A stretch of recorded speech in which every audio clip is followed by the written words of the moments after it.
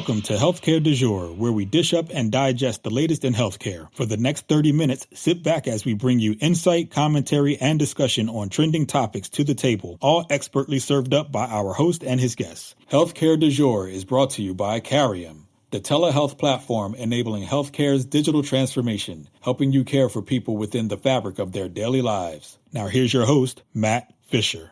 Welcome back, and thank you for joining as we dive into the hottest topics in healthcare. I'm your host, Matt Fisher. On the menu today is Hank Schlissberg, President and CEO at Evio. Hank, welcome to the show.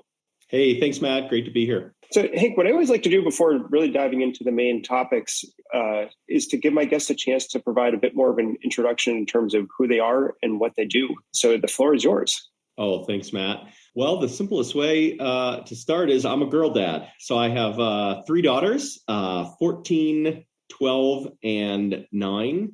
We have lived as a family here in Colorado for the last 4.5 years after 46 years in Michigan and Ohio. So I'm a Midwesterner by nature, and now I'm completely one of those annoying Colorado people who talks about our sunshine and our mountains and our lifestyle all the time and drives everybody nuts. But we love it out here, and we probably actually don't use the mountains as much as we'd like because we're a very athletic family. So we are spend our entire weekends between softball, soccer, basketball, and this weekend we've got a swim meet as well. So we love it out here. Professionally, yeah, as you said, I'm the CEO of a new business in the pharmacy space called Evio Pharmacy Solutions, which is a pretty unique venture founded by 5 very innovative Blue Cross Blue Shield plans to create an independent company to really bring transformative solutions to the pharmacy value chain. So what first got you into the healthcare industry? Well, like a lot of us, serendipity. I stumbled in. I was in consulting at McKinsey & Company, and I got staffed. And that's what happens a lot of times. You get staffed, and then one thing leads to another, and all of a sudden you're a partner in the practice, and you're leading, all these different initiatives. And that probably undersells it a little bit. It did not take me long to fall in love with the mission. And not just the mission of healthcare, but because it's so aspirational, I'm for sure an intellectual junkie. I was seduced by the complexity of the problems that we got to solve, and then the types of people that these problems and this mission attracted. And that was just coming up on 20 years ago now. So I spent about 8 or 9 years in healthcare consulting. I spent time in the world of venture-backed healthcare. I spent 7 years serving very challenging population at DaVita, the kidney care population, and then really getting some of my first opportunity to tackle the pharmacy side over the last year with Evio. So given that you just said you're very new to the pharmacy side, what's been one of the more surprising things about pharmacy and kind of that chunk of healthcare as you're diving into it? Yeah, thanks for asking. I would say 2 or 3 things. So first of all, there's a lot that's not different, right? Healthcare in general, as you know, is complicated. There are misaligned incentives in many places. And oftentimes scale matters a lot and dominates how decisions are made. And so I think a lot of that is not different, right? That is true. I think I didn't expect, and this could be my own learning, right? But I didn't expect there to be this little transparency of data and this much misalignment of incentives to necessarily always be able, not to want to, but to be able to do the right thing for the patient, which is where I come from. And in my case, I'm a girl dad, I'm a sports dad, but I'm also the father of a patient. So we've had quite a bit of opportunity to experience specialty pharmacy and the pharmacy system through my oldest daughter, Leah, who is 14 now and healthy and a great athlete, but was diagnosed at the age of 3 with juvenile rheumatoid arthritis. So we've got quite a bit of opportunity to experience it as a patient, and much greater understanding today of some of the things we've gone through. So I'd like to kind of pick both of those aspects apart, and kind of let's focus on the lack of data transparency first. So what do you actually mean by kind of, as you described it, the missing data transparency on the pharmacy side? What data are you looking at? And so there's two pretty large gaps that I think drive most of the decision making. I think the first is we don't have full transparency to the total bottom line net cost of the drug to the patient. And the reason for that is a lot of what makes up the cost of the drug comes on the back end in terms of rebates and other discounts and fees that happen after the transaction. And so if you're a patient or a provider, and let's say your doctor prescribes a drug that is $1,000 medication with a $800 rebate, and by the way, I'm not exaggerating for effect. I'm not being hyperbolic, right? That's a common occurrence. If you have a 20% coinsurance, right, where you pay a portion of it, you pay your 20% on the 1,000, not on the 200, right? You don't actually have full transparency into what the bottom line cost of the drug is. And unfortunately, we know that there are a lot of patients out there for whom that actually makes it untenable to continue to adhere to their medication. So that's the first area we don't have full transparency, is at the point of sale to the patient for what the true cost of the drug is, which then impacts their responsibility. The second is how that then impacts what medications are prescribed. So unfortunately today, Matt, we live in a world where medications are prescribed based on a formulary. And a formulary is essentially a preferred list of drugs, And those formularies are largely driven by rebates, volume-based rebates that are negotiated that get a particular medication top in the catalog. You want to think about it that way, top placement in the catalog.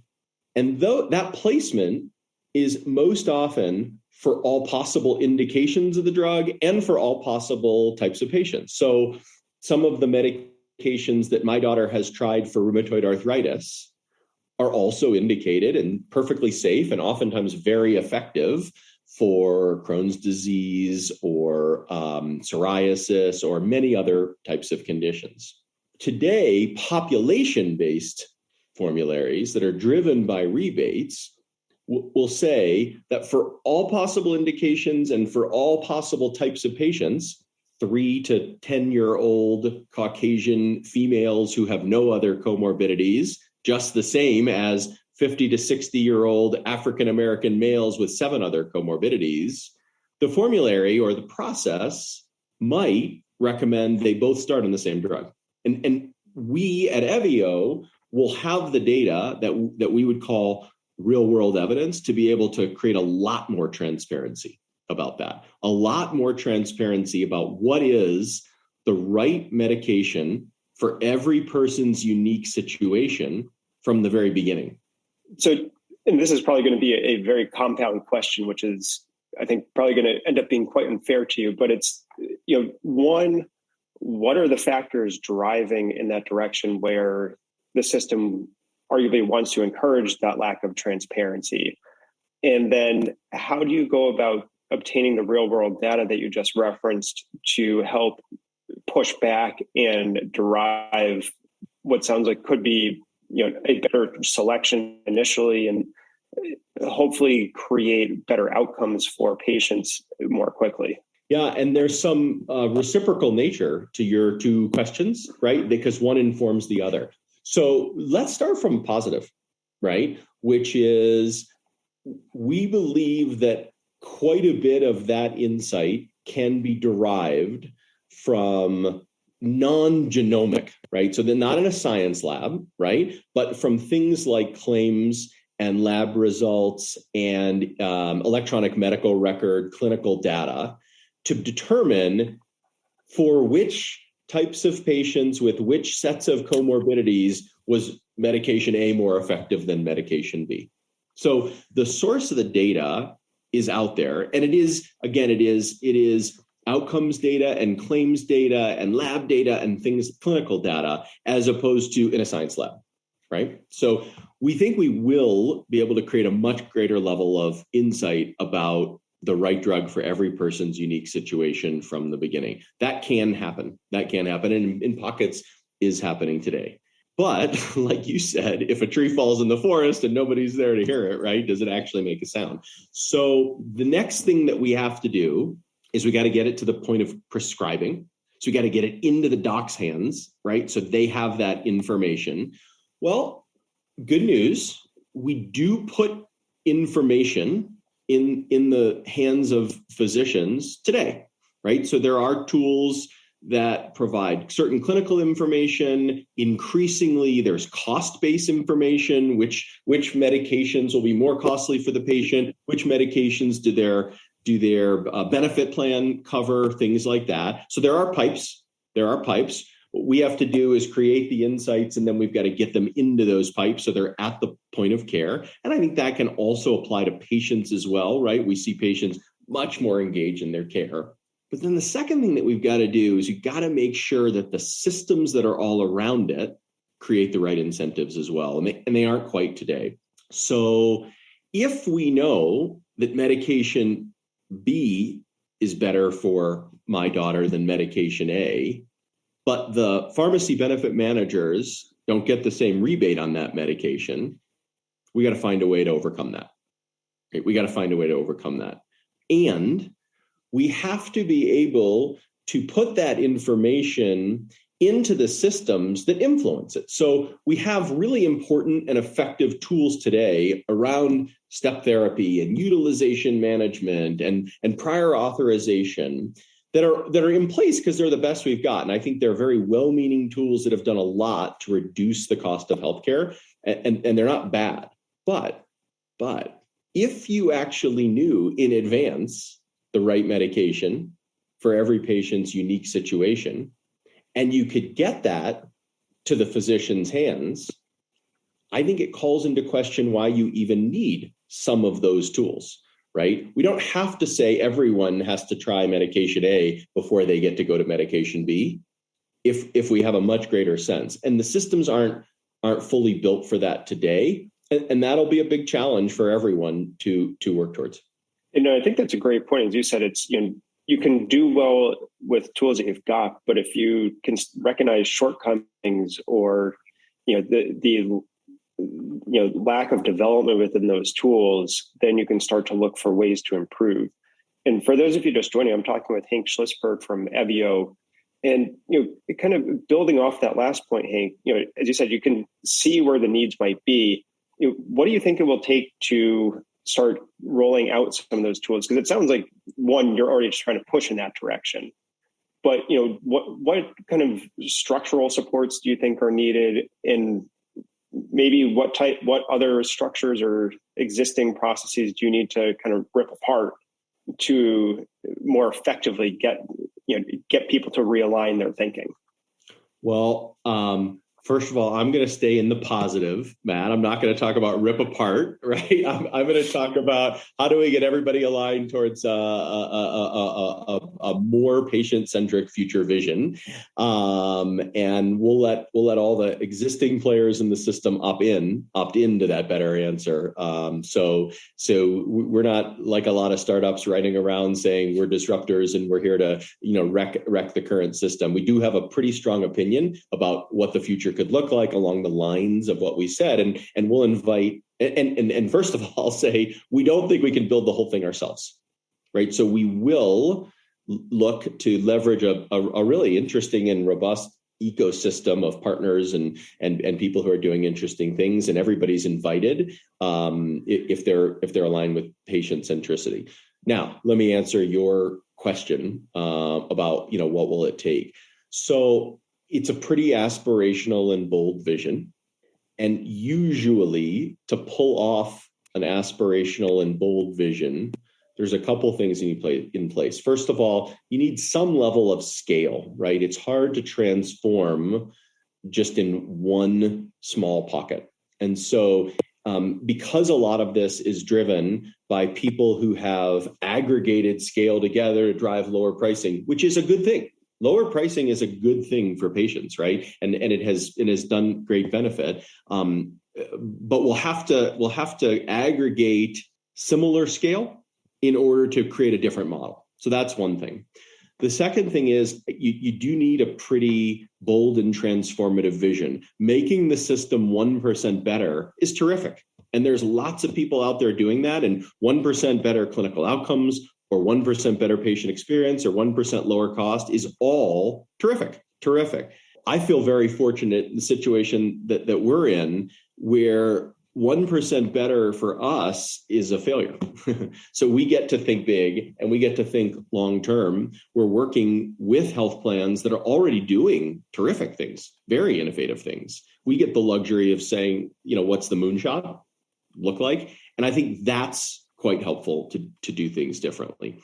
And the third is, oftentimes you do have to be willing to take one step backwards in order to take two steps forwards, right? Because there will be times, or we'll have to give up maybe short-term financial benefit in order to achieve a better long-term outcome.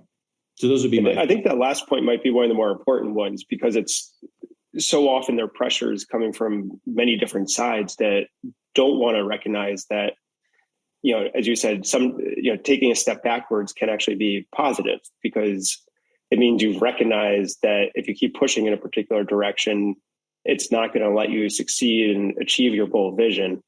But that doesn't mean you can't take the lesson you learned, move back slightly, and see start seeing a different path through the forest. Yes, and I agree with exactly how you said that. And sometimes you have to redefine the goalposts. So if we think only about the unit cost of a medication, we might definitely take a step backwards by securing a lesser rebate or whatever the metric might be. But if we actually think about the total cost of care for a patient and the opportunity maybe to not have to pay for a medication that is ineffective and discontinue it or never start it in the first place, or have a patient on a medication or set of medications that help keep them out of the hospital or out of the ER, and reducing the healthcare dollar in other ways. And that's hard because it's harder to measure. It's just way easier to say, I bought staplers for less today than I did the day before, right? And so look, I saved money. And that is easier in a very complicated system to understand. But part of this concept of real world evidence that we were talking about earlier is the ability to prove that the right medication for every patient's unique situation from the beginning actually is also an economic answer, not just a great clinical or patient experience answer. Yeah, and I think that kind of also touches on some of the readjustment of thinking for the industry as a whole, moving away from responsive type approaches where, a patient has an acute issue, or maybe you have a chronic condition and you're just trying to manage it and get someone back to health, as opposed to thinking from the broader, longer term view where you're trying to keep people healthy and avoid those, to the extent you can avoid a problem from arising, or if it does arise, maybe you've been able to reduce the severity because you've been taking proactive measures all along. I think that's exactly right. So what I'd actually like to do now is go back to the other point that you made at the beginning of, where you see a transparency issue. And hopefully I'm going to summarize it correctly, but it was, I think, what you said around what medications are prescribed. And you were talking about the formulary. Kind of what are the challenges on that front?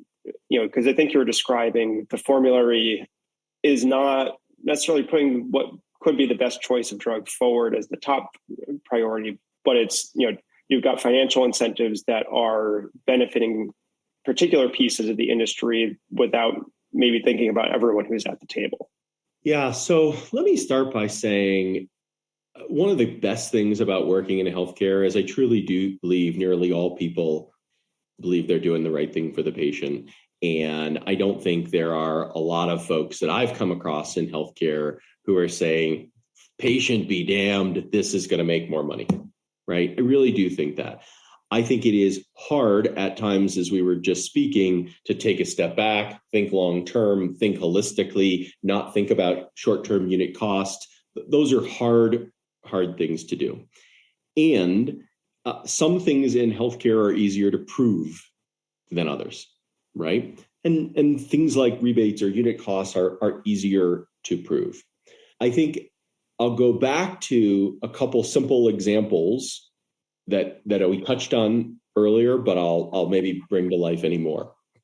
So my daughter, when she was 3, we looked down and her left knee was about the size of a softball, right? And at the time we were in Cleveland, Ohio, with some of the best healthcare anywhere in the world. There's actually, at least at that time, there were only 100 pediatric rheumatologists in the country. And we were in a room with 2 of them at the same time, right? So how could you even imagine better healthcare? And we got our diagnosis. And then the conversation said, okay, so there's methotrexate and here's what it does. And there's Enbrel and here's what it does. And there's Humira and here's what it does. And what do you want to do? And I remember just our mind being blown. What are you asking me what we want to do, right? And we had, by the way, the same conversation about dosing. How much do you want to do of that medication? And we had it for probably 6 or 8 years of hunt and peck, right? We just didn't have the information at the best physicians at the best facilities, fingertips, that said, here is what we think your daughter is most likely to respond best to. And so that's a gap. Secondly, clinical trials, and where this is all complicated, clinical trials are necessarily a highly, highly controlled environment. So they don't and they can't take into account every variable of how a medication can and would perform in the real world, given dozens and dozens and dozens of potential combinations of patient demographics, comorbidities, socioeconomic, social determinants of health, things like that, right? And so when we learn that a medication is approved, again, I truly believe that is a very, very helpful process and gives us safety and a certain level of efficacy, but it is population-based, right? So it is across all types of patients and in many cases, all indications. I think getting, again, back to our example of us back 11 years ago, if we have more information about the right drug for every patient's unique situation, we then can get that next level from the clinical trial and then get that to the point of care and really change the way medications are prescribed. Yeah, so tell me if this is an accurate summarization, but it's maybe not necessarily how the formulary itself is constructed, but it's, I think as you were saying, having more detailed and insightful information that can help everyone involved reach a more personalized, effective determination more quickly, because you're able to say, look at certain characteristics and say, okay, you fit more closely to this, instead of having to rely on, maybe just 1 or 2 characteristics when you're dealing with hundreds of variables. Yes, I think you said it exactly right. And contrast that today with, again, very helpful tools, very well-meaning things, and costs are a really critical part of the overall clinical experience. But if we're preferencing a medication or asking a patient to start on a medication because it creates a higher rebate for somebody else in the system, a pharmacy benefit manager in this case, and that's true for all types of patients, that's probably not the best, most personalized, I like your word, medication experience for everyone. Yeah, and that really then comes just back down to, and I definitely agree with you. I don't think most people are out there within healthcare trying to figure out how can I succeed just for myself. I think, kind of going back to what you said at the beginning of why you got drawn in, it's, you get into healthcare and you see a larger purpose to it, but at the same time, day to day, operational pieces or day-to-day, drudgery can maybe drive you in a particular direction that doesn't let you try and take a new adaptive approach. And you just get used to doing the same things by routine, because I think most people fall into a routine, whether they mean to or not.